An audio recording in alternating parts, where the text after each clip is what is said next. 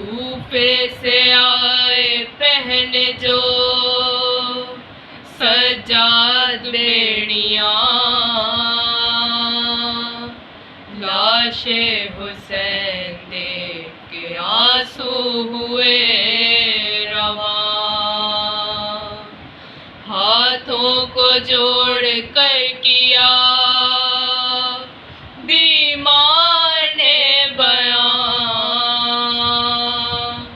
بابا تمہاری لاش کو ڈھونڈوں کہاں کہاں، کیسے کفن دوں لاش کو غربت نصیب ہوں، بابا میں آج تم سے زیادہ غریب ہوں، لوٹی ہے سے لاش غریب و دیار کی، گھوڑوں سے پہلے لاش کی پامال کی گئی، پھر کرتا اور امامہ ابا لے گیا کوئی، یہی نہیں کہ صرف انگوٹھی نہیں ملی، بے احترامی کی ہے یوں زہرا کے چین کی، انگلی لئی نے کاٹی ہے بابا حسین کی، تیروں سے سارا جسم ہے ہائے بھرا ہوا، پہلو پہ بابا جان کے ہے نیزہ گڑھا ہوا، تیرا جگہوں سے نکاح گلا ہے کٹا ہوا، ہے تن یہاں پہ سر وہاں خون سے بھرا ہوا، سر دے کر یقین ہے میرے خاندان کو، مارا ہے پتھروں سے میرے بابا جان کو، آئی صدا یہ فاطمہ زہرا کی قبر سے، سجاد لوٹ جاؤ کہ بابا کو رو چکے، کوفے میں یاد کرتی ہے بیٹی میری تجھے، تم تو یہاں ہو وہ آئی صدا یہ فاطمہ آئی صدا یہ فاطمہ زہرا کی قبر سے، سجاد لوٹ جاؤ کہ بابا کو رو چکے، کوفے میں یاد کرتی ہے بیٹی میری تجھے، تم تو یہاں ہو وہ بھلا آواز کس کو دے، زینب کے دل کو بھی ظالم رلاتا ہے، شمرے لئی بہن کو تماچے لگاتا ہے۔ اعوذ باللہ من الشیطان الرجیم، بسم اللہ الرحمن الرحیم۔ یا من ذکرہ شرفا للذاکرین یا من شکرہ فوزا للشاکرین یا من حمدہ عز للحامدین یا من طاعتہ نجات للمطیعین یا من آیاتہ برہانا للناظرین یا من کتابہ تذکرۃ للمتقین یا من رحمتہ قریب من المحسنین الحمد للہ رب العالمین الصلاۃ والسلام علی اشرف الانبیاء والمرسلین الملقب بطہ ویاسین الرسول الامجد والنبی المسدد وابی القاسم محمد اللہم صلی علی محمد وآل محمد وعجل فرجہم وآلہ الطیبین الطاہرین المعصومین المظلومین رب اشرح لی صدری ویسر لی امری واحلل عقدۃ من لسانی یفقہ قولی اما بعد فقد قال اللہ تبارک وتعالی فی القرآن المجید والفرقان الحمید بسم اللہ الرحمن الرحیم یا ایہا الذین آمنوا کونوا انصار اللہ السلام علیکم یا صاحب عصر الزمان، السلام علیکی یا فاطمۃ الزہراء، عزاداران امام حسین، السلام علیکم ورحمۃ اللہ وبرکاتہ۔ موضوع حل من ناس ینصرنا، وہ صدائے استغاثہ جو امام حسین نے بلند فرمائی۔ حل من معین یرجو ما عند اللہ، کیا کوئی مدد کرنے والا ہے جو ہماری مدد کر کے اللہ کی عطا کا امیدوار ہو۔ امام کی یہ صدا استغاثہ یہ دعوت عام تھی، ہر مذہب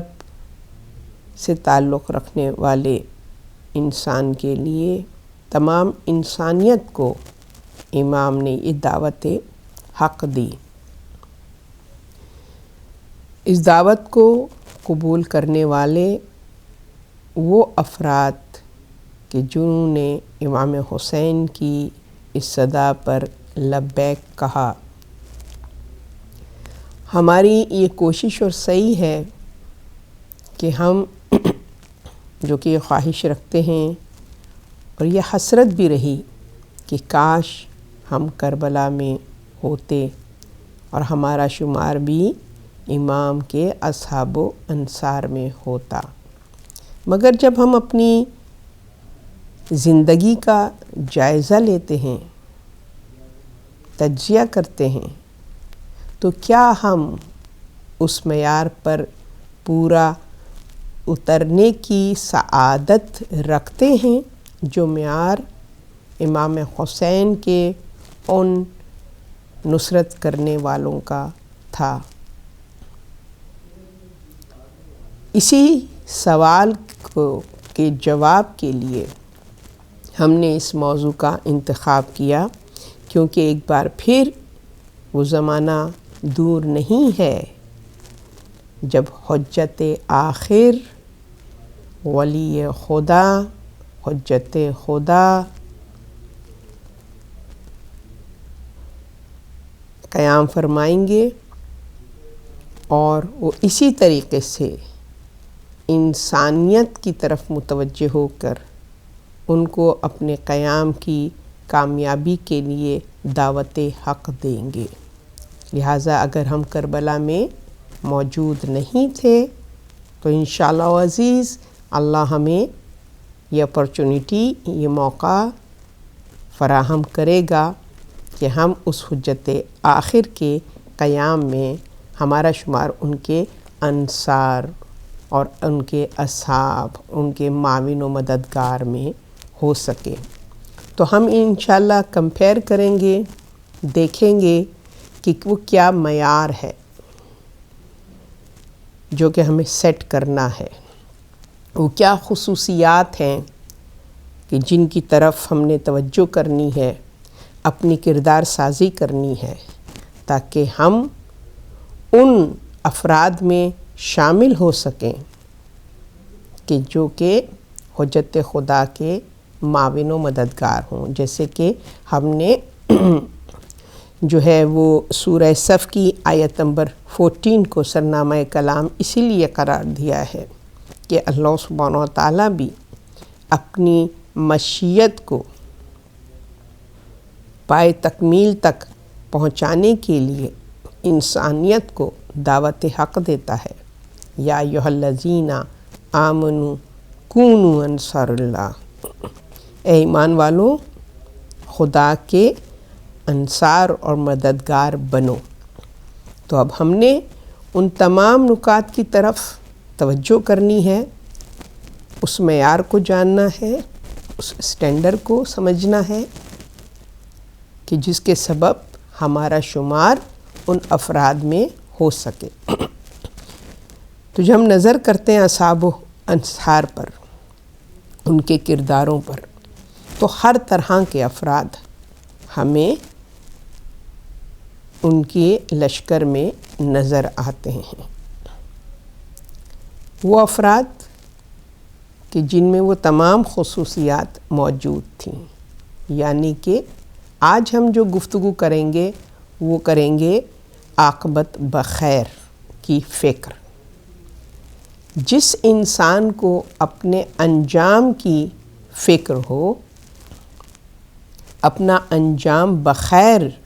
چاہتا ہو، اس کی زندگی، طریقہ زندگی جو ہے وہ اس بات پر فوکس کرتی ہے کہ اس کا ہر ایکٹ، اس کا ہر عمل کہ جس میں اس کا ہدف کیا ہے، انجام بخیر، بخیر انجام ہو، عافیت ہو، اور انسان جو ہے وہ اپنی آخری سانس تک اپنے دین پر، اپنے عقیدے پر قائم رہے. اور مومنین کی دعاؤں کو اللہ سبحانہ و تعالیٰ نے اس خواہش کو اپنے کلام الہی میں محفوظ کیا ہے کہ جو دعا کرتے ہیں کہ ربنا لا تزغ قلوبنا بعد اذ ہدیتنا، کہ اے میرے رب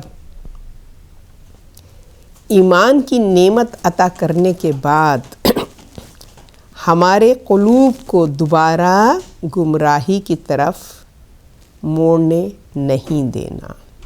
یعنی وہ اپنے ایمان کی استقامت، اپنے ایمان کی مضبوطی کی فکر میں رہتے ہیں کہ جب وہ دائرہ اسلام میں داخل ہوئے، صاحبان ایمان ہوئے ہیں، تو پھر یہ ایمان ان کی آخری سانس تک ان کے ساتھ موجود رہے. تو یہ آخرت کی فکر جو ہے وہ انسان کو اس کے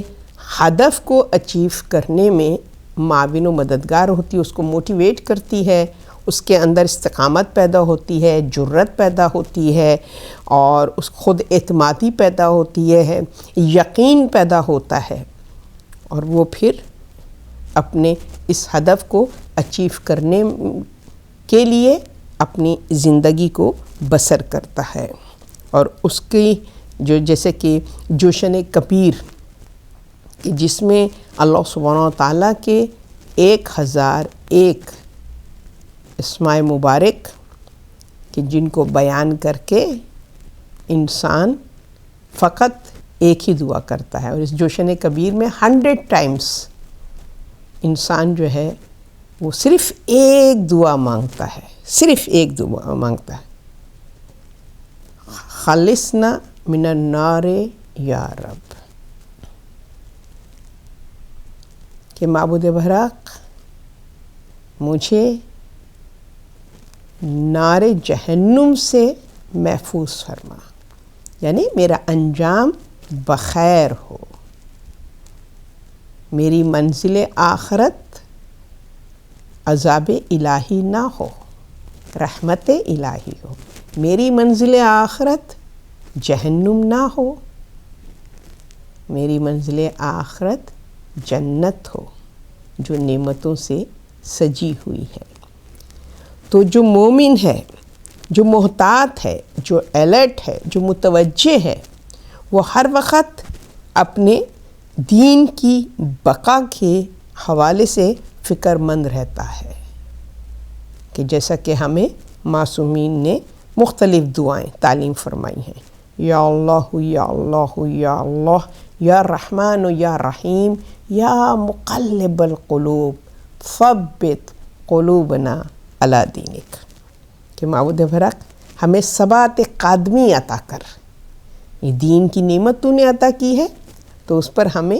قائم رکھ، یعنی کہ ہماری عاقبت بخیر ہو۔ اس حوالے سے ہمیں ملتا ہے کہ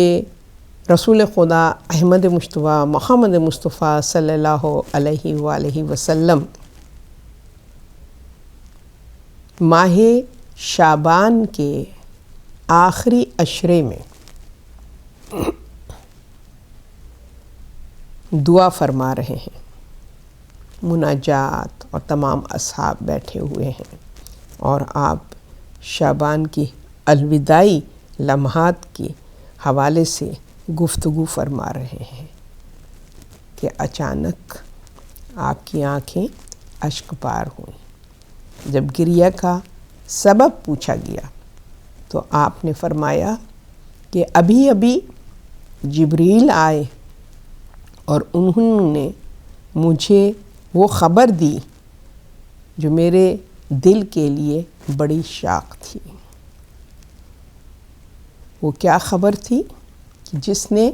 میری ریش مبارک کو آنسوں سے تر کر دیا۔ وہ خبر یہ تھی کہ اے علی،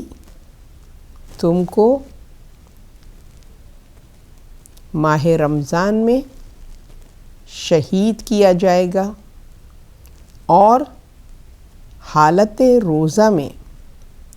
تمہاری ریش مبارک کو خون ناحق سے تر کیا جائے گا، یعنی تمہیں قتل کیا جائے گا۔ مولا کائنات نے کوئی کویسچن نہیں کیا، یہ کب ہوگا، کون کرے گا، کیسے ہوگا،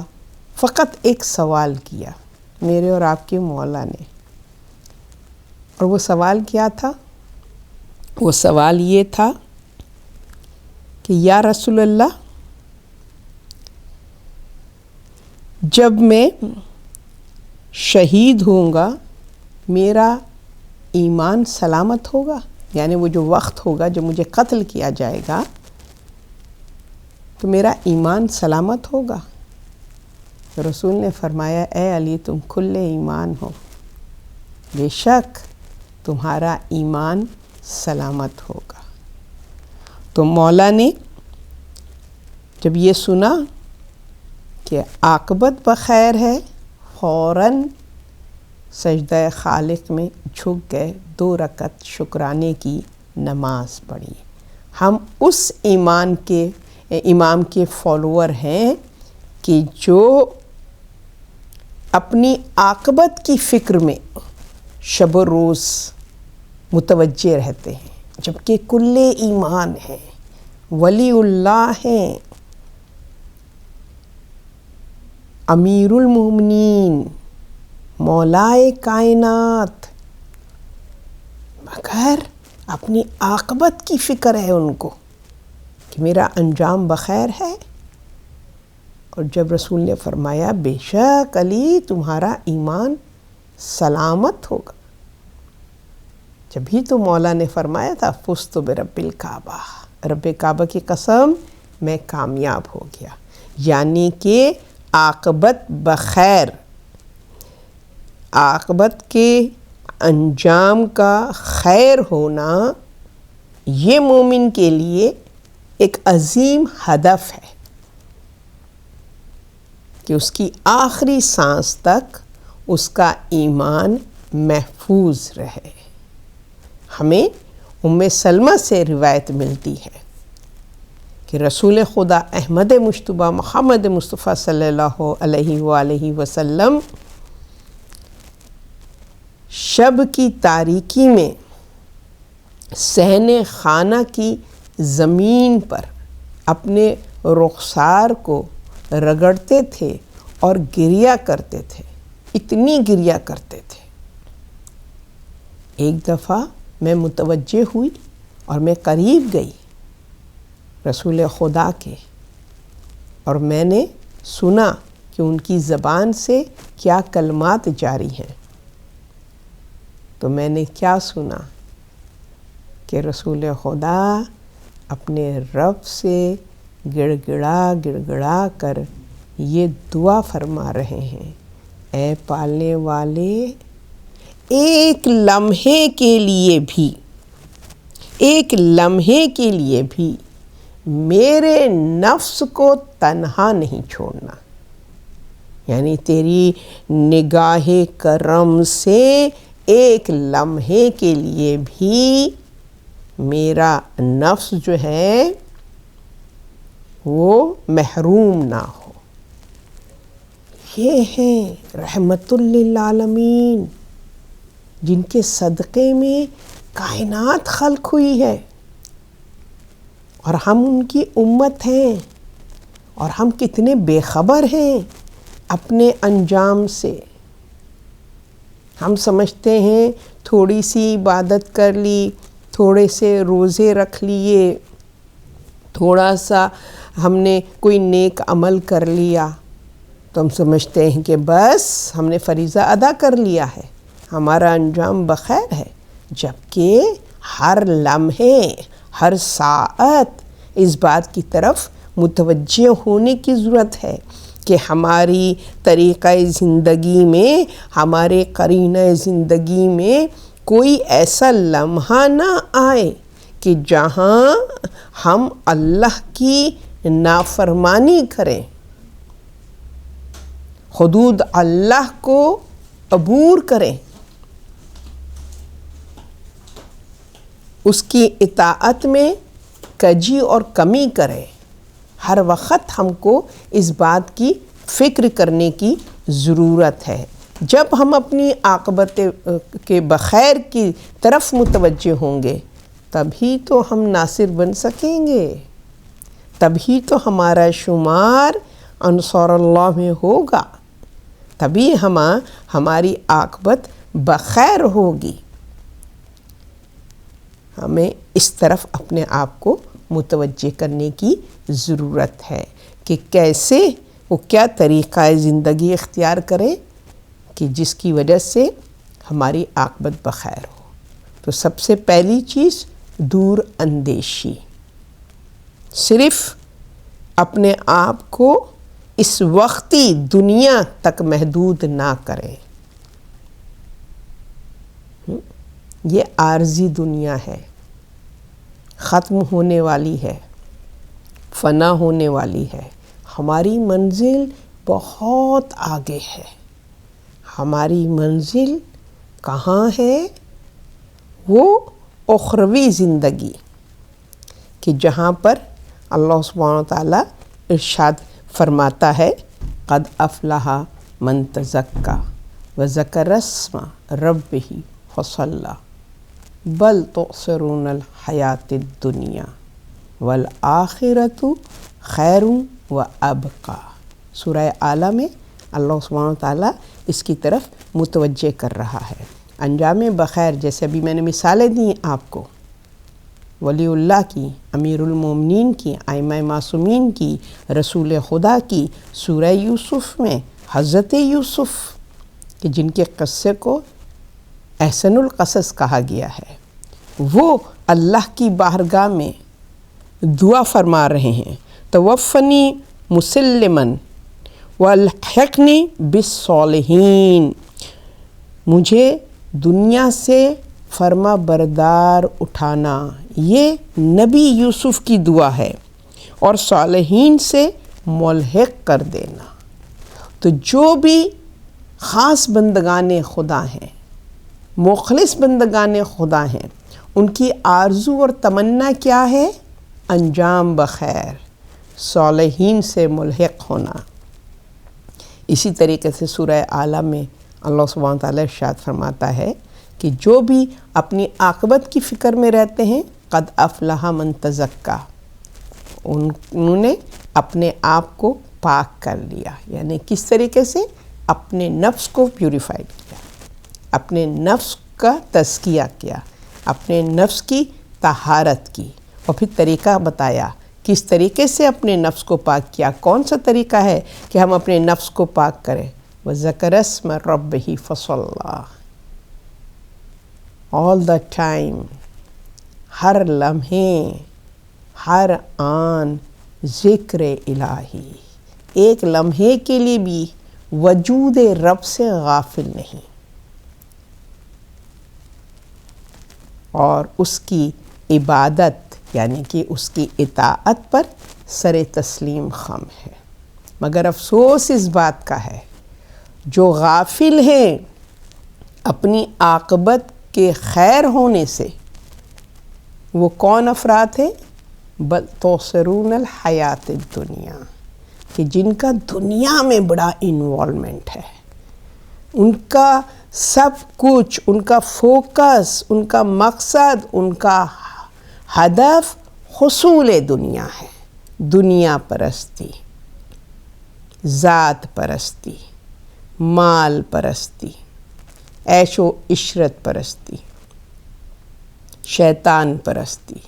معصیت پرستی۔ کہا کہ جو دنیا میں انوالو ہے اس کو اپنی عاقبت کی فکر نہیں ہے۔ والآخرۃ خیر و ابقیٰ، بد عقل ہے کہ جس کو نہیں پتہ کہ آخرت جو ہے وہ مکمل خیر ہے۔ تو جو امام کی آواز پر لبیک کہنے کی خواہش اور آرزو کرتے ہیں ان کو عاقبت پر نظر رکھنی چاہیے، اپنے انجام کے بہتر ہونے کی خواہش اور آرزو ان میں پیدا ہونی چاہیے۔ تو پھر اللہ سبحانہ وتعالیٰ ان کو وہ قدرت عطا کرتا ہے، بے خوف و خطر حق کی راہ پر اس طریقے سے جم جاتے ہیں، قیام کرتے ہیں، ثبات قدمی ہوتی ہے کہ پھر ان کو کسی کی ضرورت نہیں پڑتی ہے۔ جیسا کہ ہمیں روایتوں میں ملتا ہے کہ جب امام نے اس سفر کا آغاز کیا ہے، وہ سفر کہ جو اختتام پذیر ہو رہا ہے، ان کی شہادت پر بے دردی سے حالت آتش میں جن کو ذبح کیا جائے گا، اس سفر پہ امام جو ہیں اس کا آغاز کرتے ہیں۔ تو روایتوں میں ملتا ہے کہ ایک لشکر ملائکہ کا اللہ سے اذن لے کر امام حسین کے پاس آتا ہے اور کہتا ہے کہ اے فرزند رسول، جب بھی اللہ کے ولیوں کو نبیوں کو پر مشکل وقت آیا تو ہم نے ان کی نصرت کی ہے، جس طریقے سے آپ کے نانا کی نصرت جنگ بدر میں کی ہے۔ لہٰذا ہم آپ کی نصرت کے لیے آئے ہیں۔ تو مولا حسین نے فرمایا کہ مجھے تمہاری نصرت نہیں چاہیے۔ کیوں؟ کیونکہ امام کو اپنے اصحاب و انصار کے ایمان کی طاقت کا اندازہ تھا۔ کہا کہ جب یہ سپورٹ ہو تو پھر مجھے کوئی اور سپورٹ نہیں چاہیے۔ انسانی سپورٹ ولی خدا کے لیے ایک بہت بڑی پاور ہے۔ پھر روایتیں ہمیں بتاتی ہیں کہ جنوں کا لشکر آیا اور انہوں نے بھی امام سے یہی خواہش اور آرزو کی کہ اے فرزند رسول، ہم آپ کی نصرت کے لیے، ہم آپ کا ساتھ دینے کے لیے آنا، آپ کی مدد کرنا چاہتے ہیں۔ امام نے ان کو بھی روک دیا تو انہوں نے آرزو کی کہ آپ اجازت دیں تو تمام دشمن دین کو آنے واحد میں اس دنیا سے نیست و نابود کر دیں۔ تو امام نے فرمایا کہ اور آپ کی جان کی ہم حفاظت کر سکیں، تو آپ نے فرمایا اور آپ سفر نہیں کریں۔ تو امام نے فرمایا اگر میں اپنی جگہ ٹھہرا رہوں یعنی یہ قیام نہ کروں تو یہ گمراہ لوگ کس چیز سے آزمائے جائیں گے اور کیسے ان کا امتحان ہوگا، اور کون کربلا میں میری قبر میں رہے گا، کیونکہ اللہ کی یہ مشیت ہے، یہ مقدر ہے۔ ظالموں کے چہرے سے نقاب اتارنے کے لیے، منافقوں کے چہرے سے وہ نقاب اتارنے کے لیے جو اپنے آپ کو خلیفۃ المسلمین کہتے ہیں، مسلمان کہتے ہیں، اسلام کے ٹھیکیدار کہتے ہیں، اگر میں قیام نہیں کروں اور اپنی قربانی نہ دوں تو ان کے چہروں سے وہ منافقت کی نقاب نہیں اتر سکے گی اور انسان گمراہ ہو جائے گا۔ یہ اللہ کی مشیت میں لکھ دیا گیا ہے، اور اللہ کا شکر ہے کہ اللہ نے میرا انتخاب کیا اپنی رضا، اپنی مشیت کو پائے تکمیل تک پہنچانے کے لیے۔ مگر میں چاہتا ہوں کہ اس قیام میں بندگان خدا میرے معاون اور مددگار ہوں۔ اور پھر امام کا وہ مختصر سا قافلہ جو مدینہ سے روانہ ہوا اور پھر مکے کی طرف گیا، اور پھر مکے میں امام کا جو لائے عمل تھا کہ امام نے پھر وہاں پہ دیکھا کہ دشمن جو ہے وہ حاجیوں کے بھید میں، لباس میں امام کی جان کا طالب ہے، ان کو قتل کرنا چاہتا ہے، تو وہ پھر وہ مقصد جو ہے وہ پورا نہیں ہو سکتا تھا۔ تو حسین کعبے سے جاتے ہیں کربلا کے لیے، حسین کعبے سے جاتے ہیں کربلا کے لیے، خدا کے گھر سے ہیں جاتے مگر خدا کے لیے۔ امام حسین نے اپنے حج کو عمرے میں تبدیل کیا اور حرمت خانہ خدا کو مقدم سمجھا، اور دین کی بقا کے لیے، حق و باطل میں تفریق کے لیے امام نے وہاں سے بھی سفر اختیار کیا۔ روایتیں بتاتی ہیں کہ جب امام مکے میں قیام فرما تھے تو آپ کے پاس اہل کوفہ کے خطوں پہ خط آ رہے تھے کہ جو یزید کی خلافت کے حامی نہیں تھے، اور وہ اپنے دین کی حفاظت کے لیے، اپنے جان اور مال کی حفاظت کے لیے امام کو نصرت کے لیے بلا رہے تھے۔ ان کا امام کو بلانا اپنے ذاتی مفادات، امام کا لوگوں کو بلانا دین کے مفادات کے لیے، یہ فرق بہرکیف وقت کے امام ہیں، بحیثیت امام کے، امام مسلمانوں کی جان و مال کا محافظ ہے، لہٰذا جب اتنے خطوط آئے تو امام حسین نے اپنے بھائی مسلم ابن عقیل اور کچھ اور اصحاب کے ساتھ مشاورت کی، اور بحیثیت سفیر کے، بحیثیت نمائندے کے، حضرت مسلم کو کوفہ کے لیے روانہ فرمایا اپنا نائب بنا کر، کہ اہل کوفہ کی اس صدائے استغاثہ میں کتنی سچائی ہے، کتنا صدق ہے،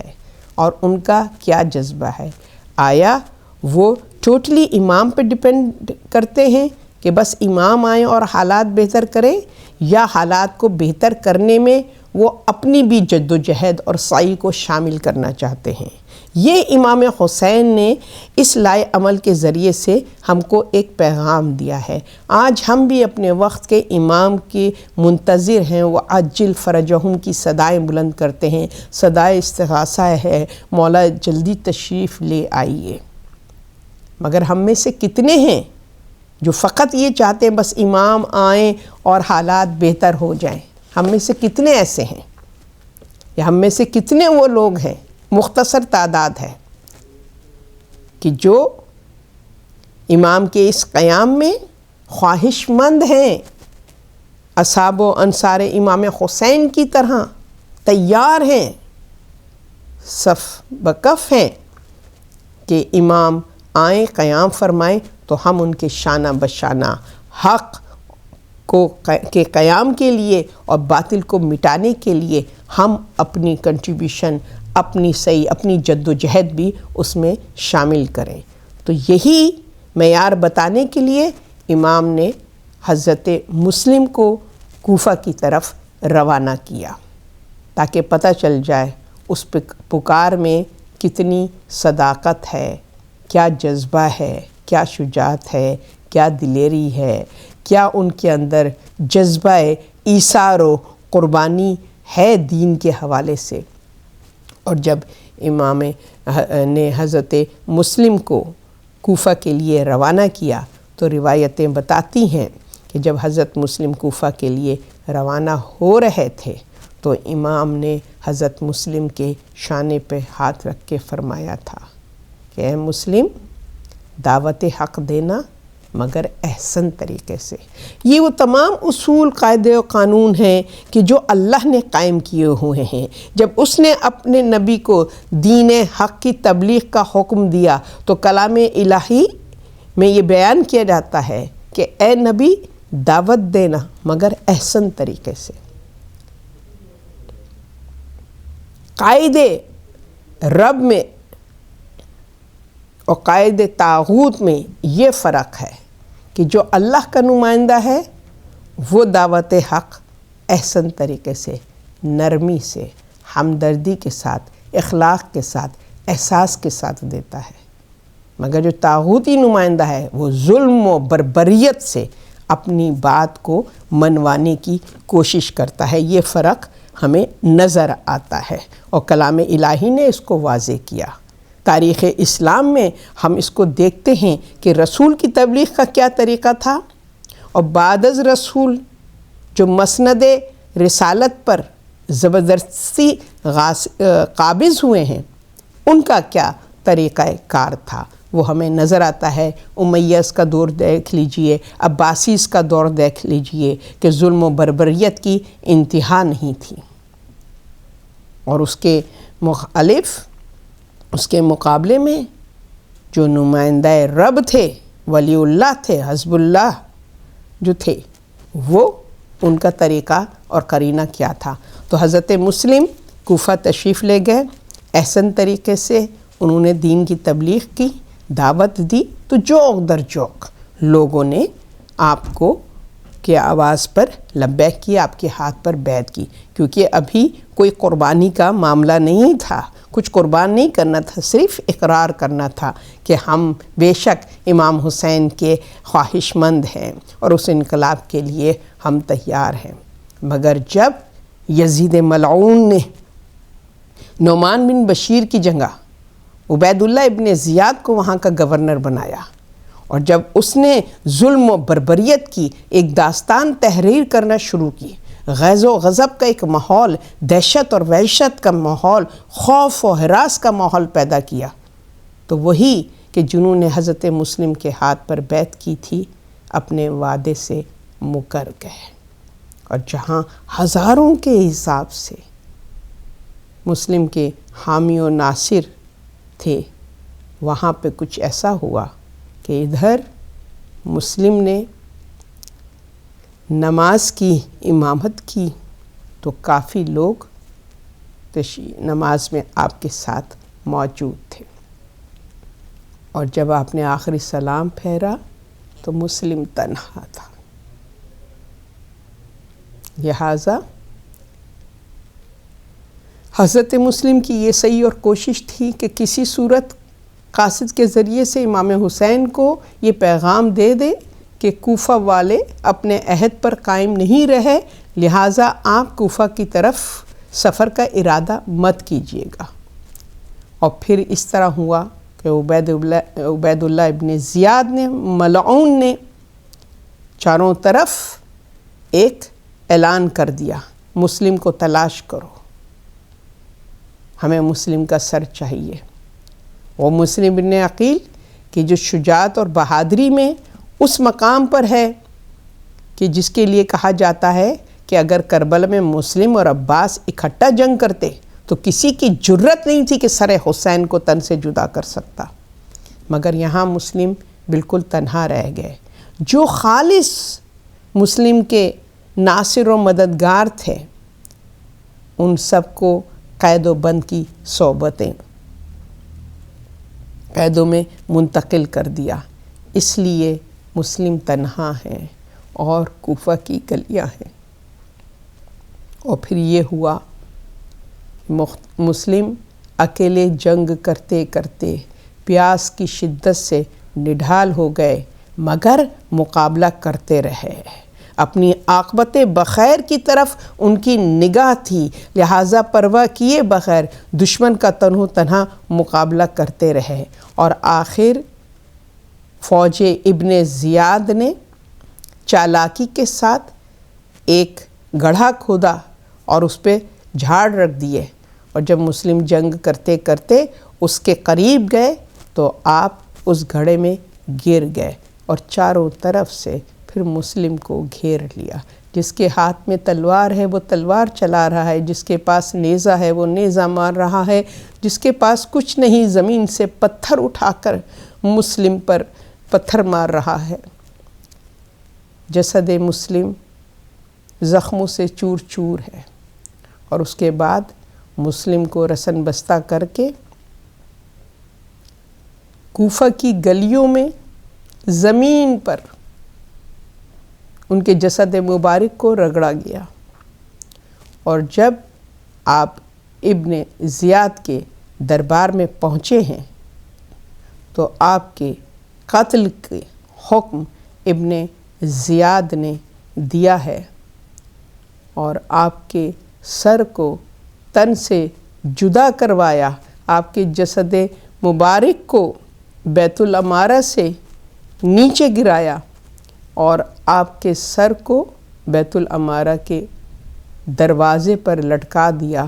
کہ یہ ان تمام لوگوں کے لیے عبرت ہے جو حق کی راہ پر کھڑے ہونے کی خواہش اور آرزو کرتے ہیں۔ اور حضرت مسلم کا یہ حال تھا کہ ان کی یہ کوشش تھی، میری آخری وصیت ہے کہ حسین تک یہ پیغام پہنچا دیں کہ کوفہ نہ آئیں۔ کوفہ والوں نے وفائی نہیں کی۔ میرا مولا جو کہ مکے سے کوفے کی طرف روانہ ہو چکے تھے، راہ بیچ راستے میں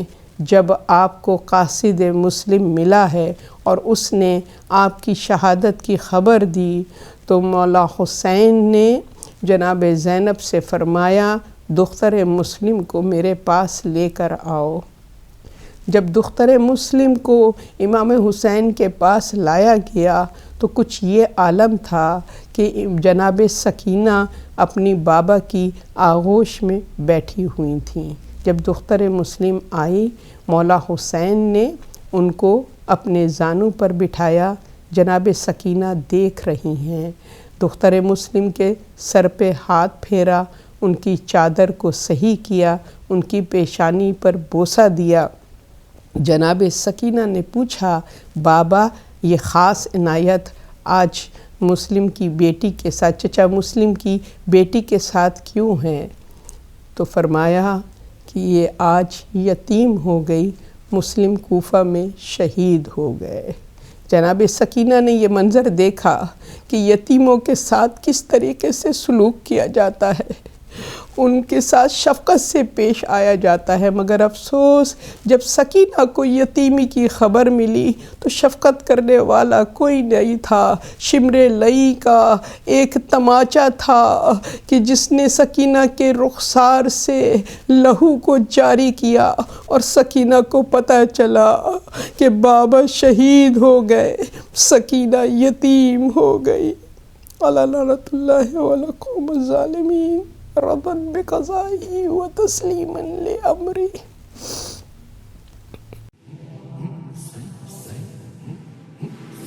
حسین یا ابا عبداللہ،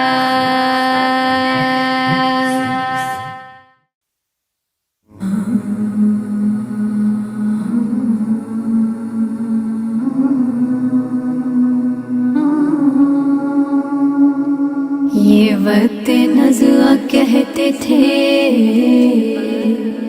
رو رو کے مرتضیٰ،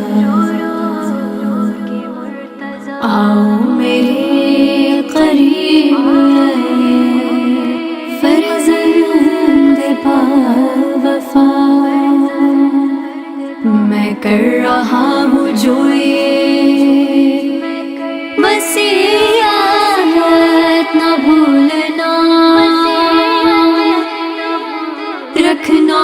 خیال زن ہو شبیر کا سجا، تسلیم کو ادب سے بڑھے سر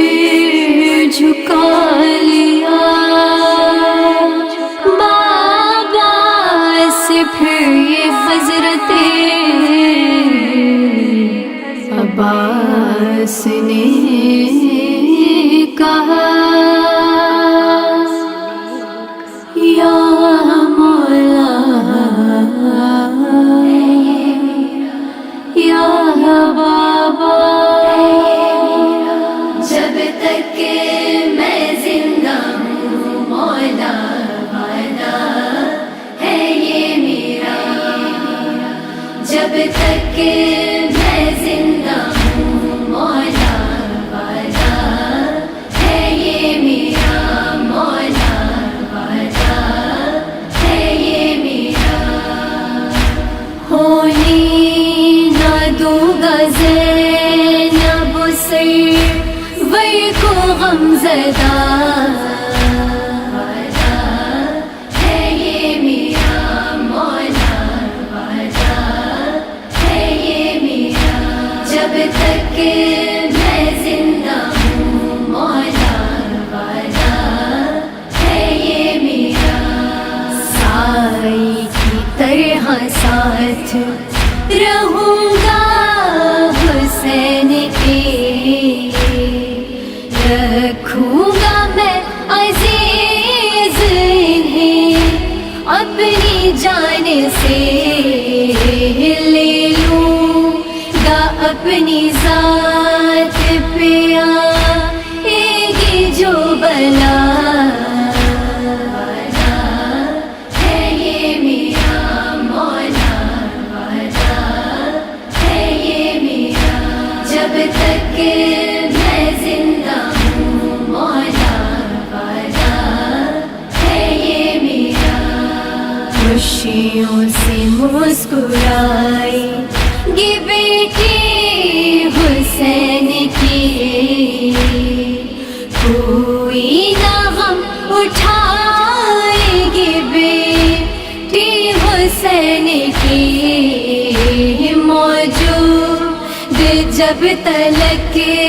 ہے یہ عباس با وفا، وعدہ ہے یہ میرا، مولا وعدہ ہے یہ میرا، جب تک کہ میں زندہ ہوں مولا وعدہ ہے یہ میرا، زینب کے سر سے چھین لی چادر کوئی شقی، ممکن نہیں ہے یہ میرے ہو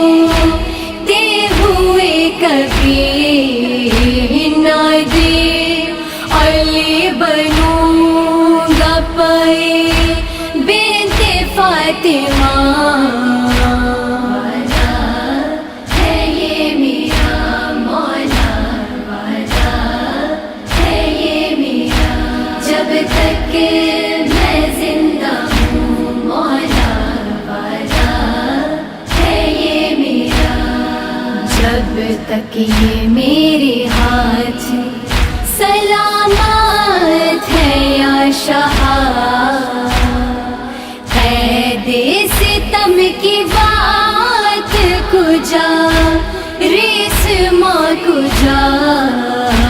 کوئی نظر بھی ان کی طرف کر نہ پائے گا۔ ہے یہ میرا مولا وعدہ، ہے یہ میرا جب تک میں زندہ ہوں مولا وعدہ، ہے یہ میرا۔ القصہ جب دلیر کے بازو ہوئے قلم،